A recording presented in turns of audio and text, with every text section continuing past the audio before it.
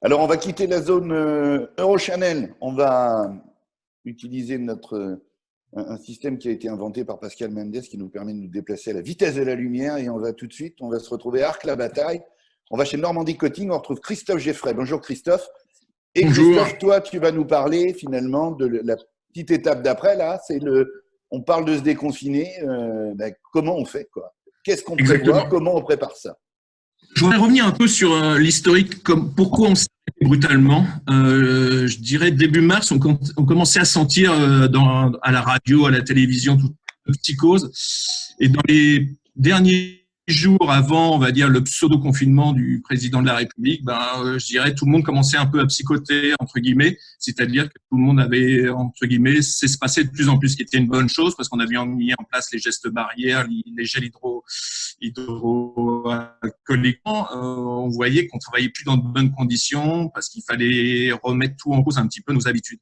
Donc là, suite au discours du président, j'ai décidé carrément d'arrêter l'usine. Et comme nous sommes une industrie chimique, il fallait arrêter l'usine proprement, comme je disais à tout le monde. Donc, on s'est arrêté proprement, on a donné la consigne, on s'arrête proprement. Et là, j'ai l'impression que tout s'est arrêté, le monde s'est arrêté dans notre entreprise.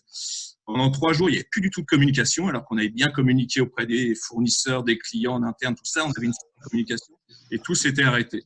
Donc après, je me suis dit comment relancer la machine, parce qu'à un moment, on ne sait pas combien de temps ça va durer, combien de temps, comment on va faire. Donc, juste le dernier jour, avant l'arrêt, on s'était mis en place aussi un comité, on appelait ça le comité Covid, on appelle ça le comité Covid, on s'était mis en place, qu'est-ce qu'on doit faire pour arrêter proprement et qu'est-ce qu'on doit faire pour relancer. Donc, on s'est vu à distance par visioconférence, on a essayé de mettre ça en place, on n'avait pas du tout l'habitude de travailler en visioconférence.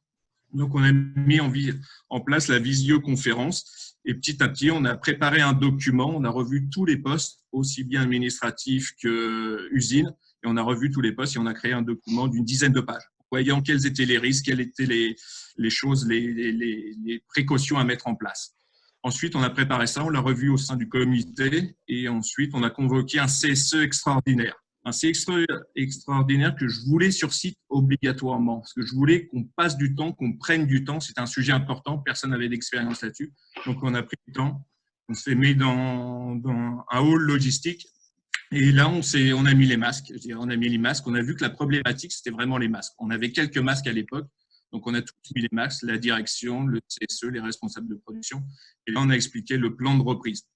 On a passé 3 heures à détailler poste par poste qu'est-ce qu'on allait faire, qu'est-ce qu'on allait mettre en place, les nouveaux flux, les couloirs, il n'y aurait plus qu'un sens de couloir, l'escalier on montait, on descendait de l'autre côté.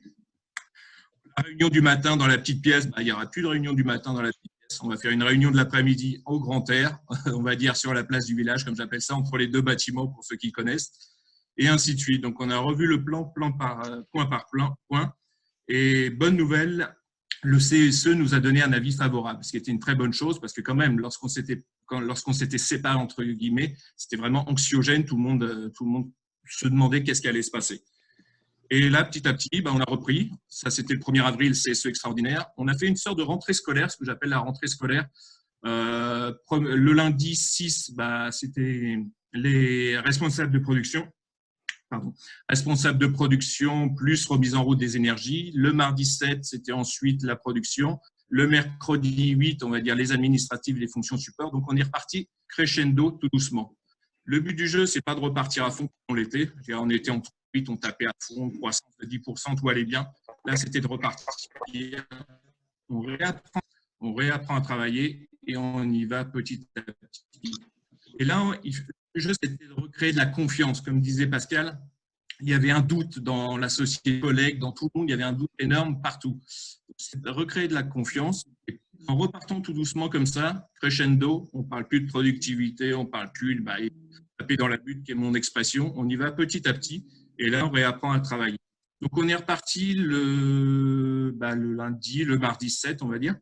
Et petit à petit, ce qu'on fait, on ne travaille plus en 3-8. 3 premières semaines, on a réappris à travailler tous ensemble, on va dire. C'est-à-dire chaque équipe est revenue une semaine. On travaillait en journée.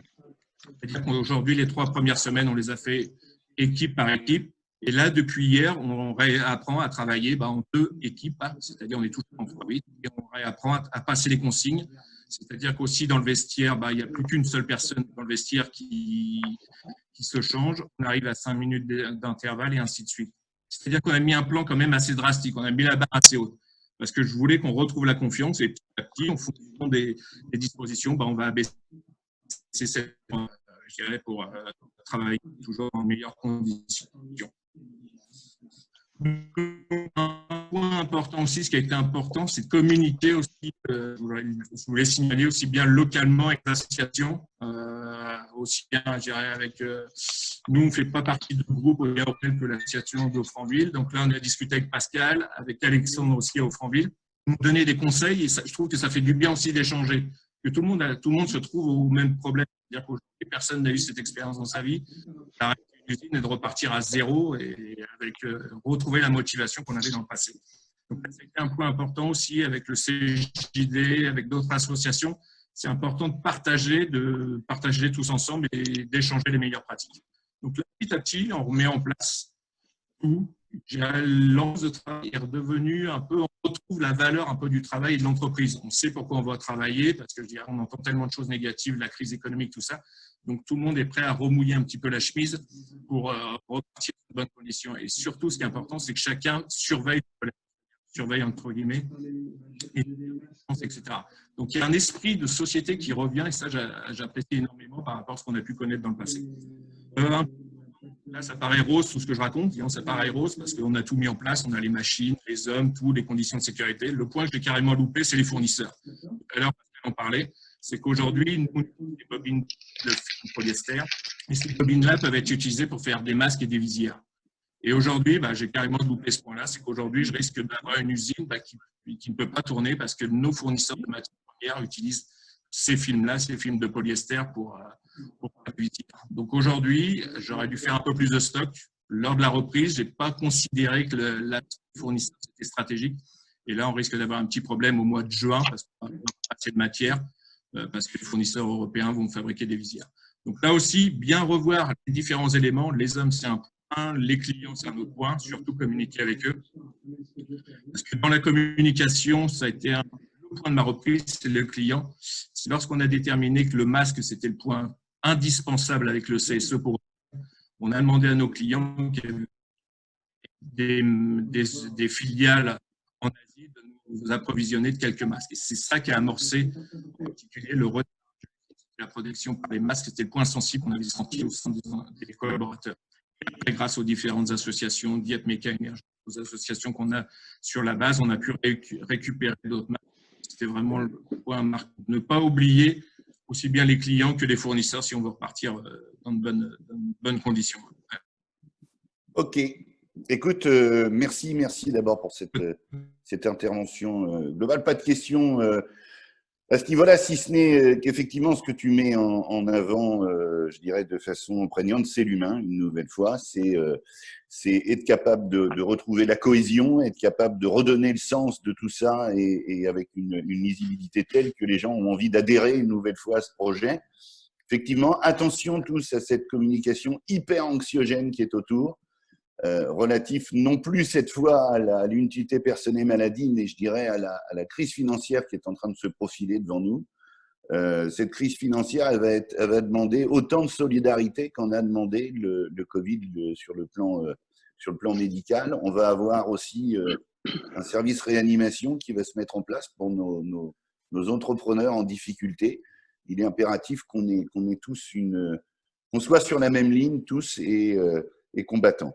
Est-ce que tu as, Christophe, un point complémentaire à ajouter? Je fais juste encore une petite remarque pour les gens qui n'ont pas fermé leur micro, puisque la fin de l'entretien, la fin de ton propos était un peu difficilement audible à un endroit, on entendait quelqu'un parler derrière. Est-ce que tu as quelque chose à ajouter, Christophe, sur cette partie reprise? Le point critique, c'est vraiment la communication, aussi bien en interne qu'en externe, mais surtout en interne. La communication et dire ce qu'on sait, ce qu'on ne sait pas. Aujourd'hui, il y a beaucoup de choses qu'on ne sait pas. J'allais dire de temps en temps, on vit à la petite semaine. Aujourd'hui, en 2-8, quand est-ce qu'on repart en 3-8 Aujourd'hui, j'en sais rien. Au moins, on va sécuriser ce qu'on a et après, on verra ce que ça donne. Communiquer aux gens. Ah oui, t'es dit. Mais aussi couper chacun de son côté, on peut communiquer par SMS. Christophe, je suis obligé de te premier mois, couper. Je ne sais pas si c'est pareil pour les autres, mais c'est inaudible. Tu es sur une connexion qui a dû s'affaiblir d'un seul coup et effectivement, on a du mal à t'entendre. Donc, juste un petit mot, si vous m'entendez, je vais y aller doucement. Je disais la communication est un point important. On communiquait aussi avec nos collaborateurs par SMS, par email et même par SMS parce que, par exemple, le bulletin de paye le premier mois, on ne savait pas le faire.